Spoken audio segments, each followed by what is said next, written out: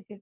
Ma'am, आपने बात की कि जो लोगों की बातों का इन्फ्लुएंस होता है ऑन योर पर्सनालिटी, तो आई थिंक यूनिवर्सिटी में ये इस लिहाज से भी बहुत ज़्यादा ये कॉन्टेक्स्ट सही रहता है, because when you enter university तो you see so many people from so many different background, so many different educational background वगैरह, तो कहीं ना कहीं वो एक इंफीरियॉरिटी कॉम्प्लेक्स आपके माइंड में डेवलप हो सकता है, because I think it's human tendency to compare yourself to someone else. So I yes think of course. so I think on a parting note, since we just have like 5 minutes left, I would like you to comment on how you think, मतलब आपके experience के मुताबिक, what is it जो जो हम कर सकते हैं कि people actually talk about mental health, क्योंकि हमारी सोसाइटी का और इस सेशन का एक मकसद ये भी है कि हम ये अवेयरनेस क्रिएट करें कि it's okay to talk about mental health problems, क्योंकि अगर हम देखें हमारी सोसाइटी में लोग इस बात से गुरेज करते हैं कि हम बात करें कि वी आर फेसिंग एंजाइटी और डिप्रेशन और any other mental health disorder. So how do you think this is something that can be normalized, that it's okay to talk about it? देखिए, ये तो अब बहुत मॉडर्निज्म बात हो चुकी हुई है कि लोगों को पहले बुखार नजला जुकाम की दवाई खाते थे, फिर वो बड़ी बड़ी सर्जरीज, और यहाँ तक कि अब इनफर्टिलिटी की भी कॉन्सेप्ट क्लियर हो गए हुए हैं कि अगर मर्द या औरत में प्रॉब्लम है तो वो इनफर्टिलिटी सेंटर्स में रुजू करते हैं, और मर्द भी अपना इलाज करवाते हैं। अब एक टॉपिक रह गया है, वो है मेंटल हेल्थ इशू। इसकी अवेयरनेस भी अब हम कोशिश कर रहे हैं लोगों को दें। सबसे पहले तो मैं आपके पहले सवाल का जवाब दूंगी, जो आपने कहा कि इंफीरियरिटी कॉम्प्लेक्स बच्चों में आ जाता है जब वो इतने सारे लोगों में। देखें जी, बात सीधी सीधी सी है, वो ये है कि इंफीरियरिटी कॉम्प्लेक्स आती है लो सेल्फ एस्टीम से। अगर आपकी लो सेल्फ एस्टीम लो है, सॉरी, सेल्फ एस्टीम अगर आपकी लो है तो आपको ऑब्वियसली आप इंफीरियरिटी कॉम्प्लेक्स में जाते हो। आप दूसरों से कंपैरिजन करके उस, वो कहते हैं ना, हमारे बड़े कहते थे कि आप अच्छी चीज में दूसरों को देखो और बुराई में अपने से नीचों को देखो। यानी कि अगर आपने कंपैरिजन करना है तो कंपैरिजन भी तो ठीक वाला करो ना। अगर आपने किसी के ड्रेसेस देख रहे हो, किसी की चीजें देख रहे हो, मालो दौलत को देख रहे हो, तो उसमें आपने क्या सोचना है, अपने आपने क्या कंपैरिजन करना है। अगर आप उसमें कंपैरिजन कर रहे हो तो साथ में किसी के खिलाफ को भी तो कंपैरिजन करो ना, किसी की अच्छी बातों में भी तो कंपैरिजन करो। तो ये काम है वालदेन का। वालदेन ने बच्चों की सेल्फ एस्टीम हाई करनी होती है। किस तरह से हाई करनी है, वो मुकम्मल एक पूरा ट्रीटमेंट है, एक पूरा एक कोर्स है कि आपने बच्चे की सेल्फ एस्टीम कैसे हाई करनी है। उनको कभी कंपेयर ना करें। ये बच्चों को जो इंफीरियरिटी कॉम्प्लेक्स आ रहा है, कंपेयर करने की जो आदत आ रही है, ये पीछे से उनके वालदेन से आ रही है। वालदेन घरों में फैमिलीज उनको कहती हैं, ये देखो वो देखो फलाना, ये देखो वो देखो वो बच्चा, ये बच्चा मैं उस करवाऊंगी यूनिवर्सिटी में, कराऊंगा उस यूनिवर्सिटी में, इस यूनिवर्सिटी में। बच्चों को आप खुद से एक टारगेट देते हो, फिर उनका जहन सोचने का अंदाज कंपैरिजन का हो जाता है।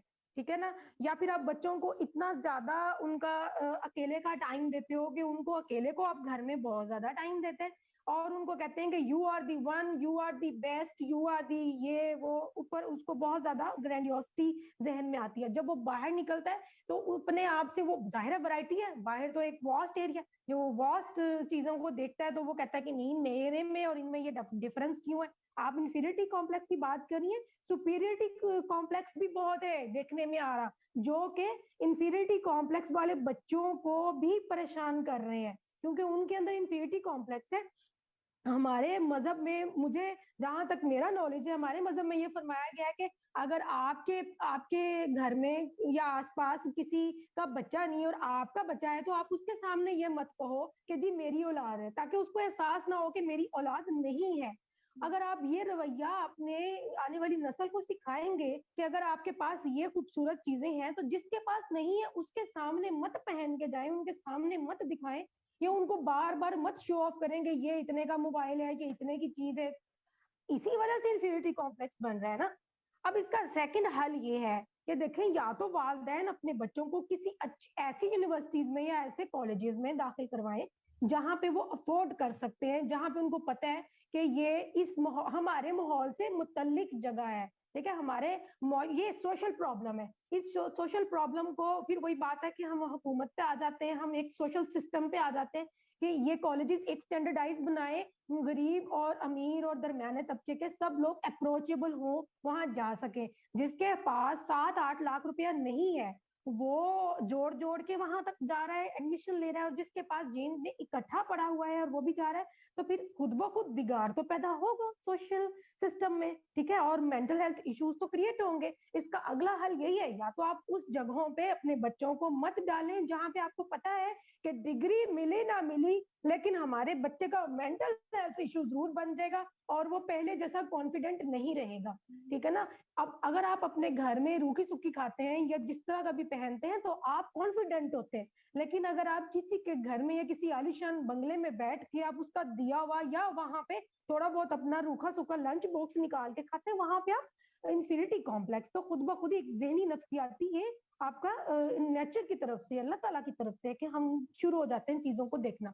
यहाँ इसकी ये शर्त है कि अगर अगर बच्चे का, स्टूडेंट का माइंड बहुत ज्यादा स्ट्रॉन्ग नहीं है, अगर एनालिसिस पावर इतनी स्ट्रॉन्ग नहीं है, तो फिर तो वही प्रॉब्लम में आएगा। लेकिन अगर वालिदैन ने उसकी तरबियत इस तरह से की हुई है कि वो जिस भी माहौल में जाए तो वो उसको अच्छी तरह से फेस कर सकता है, उसका एनालिसिस अच्छा दे सकता है, उसको कहता है कि I am the real one, these are things, these are my belongings. Self esteem किसको कहते हैं? सेल्फ वर्थ को कहते हैं। जब हम अपनी चीज को, अपने बॉडी को, अपने बिलोंगिंग्स को, अपने माहौल को, अपने वालिदैन को, अपने आप को एक्सेप्ट करते हैं as it is. Self esteem मैंने शुरू में बात इसलिए की, सेल्फ एस्टीम कहते किसको है? तो सेल्फ एस्टीम का मतलब है कि आप अपनी आपको खुद से पहचाने, आपको पता हो कि ये मैं हूं। इट डजेंट मैटर कि अगर मेरे इर्द गिर्द ये सब कुछ हो रहा है या मेरे सामने बहुत भी आलीशान चीजें और बहुत से लोग और चीजें आ रही हैं, तो अगर आप खुद मेंटली स्ट्रांग हो, एक ये हल है। एक हल मैंने आपको बताया कि वालिदैन कर सकते हैं कोई हल, ठीक है। एक मैंने हल ये सोशल सिस्टम क्रिएट करने का बनाया कि एक सिस्टम ही ऐसा डेवलप किया जाए जिससे ये चीजें, क्योंकि हम एक बच्चे को इल्जाम नहीं दे सकते, ये द मेनी फैक्टर्स जिसको हम हमने देखना होता है। हम बच्चे को नसीहतें नहीं कर सकते कि तुम उधर ना देखना, इधर ना देखना। आप बचपन से बच्चे को बताओ, बेटा अगला माहौल ऐसा होता है, लोगों के पास बहुत कुछ होता है, लेकिन आपने अपनी चीज पे भरोसा रखना है, ठीक है। एक ये हो गया क्वेश्चन का आपका